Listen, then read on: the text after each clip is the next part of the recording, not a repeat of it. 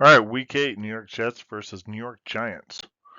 So the Jets are favored by 3 points, and I'm going to take that. I think the Jets have shown they're actually a pretty solid team. It's embarrassing to think what they would have done if they had Aaron Rodgers. And so let's go ahead and take a look at this game here. So the Jets have about a 79% chance of winning according to the model, which equates to about a 10-point spread. As we come over to the box plot, is it showing about a 10-point spread as well? Sometimes those match up, sometimes they don't. But that's what we're seeing here. The one thing I would point out is we've got the medians and the averages there, but it's definitely showing some signs of life up there with New York Giants being able to put some points up. Those are outliers, but that notwithstanding, um, uh, uh, we'll see what happens with that. And then we come over to the confidence interval. So it's showing the model is showing that there's a clear difference between the scoring averages between the two the two teams. And then when I come down to the Bayesian, the model really likes the Jets in this case. And part of me is I can understand why. I mean the Jets, they had that 3-game losing streak, and there were certain and two of those games I think were a little bit closer than what you might think. They certainly had they easily could have beat Kansas City in that case. I think Kansas City got away with one there.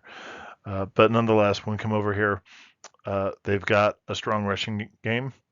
They've got a fairly strong defense, although it looks like their defense against the rush is not all that great. They're good against the pass.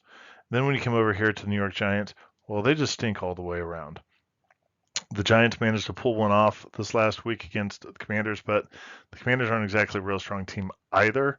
So we'll see. Part of this can be, you know, let's see what Zach Wilson does. The other thing Daniel Jones is showing as being questionable. I thought Tyrod Taylor looked very serviceable this week. Doesn't seem to make some of the mistakes that Daniel Jones does.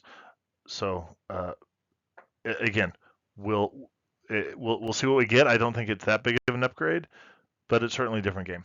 So let's take a look at the performance charts. I think the biggest thing that stands out is you just see a demonstrably stronger running game from the Jets in that case. Slightly better passing game from the Jets, but again, that's not their thing this year. This year is going to be hold the ball, run it down your throat, and leave it to your defense to stop the other team. So we come over here to the right.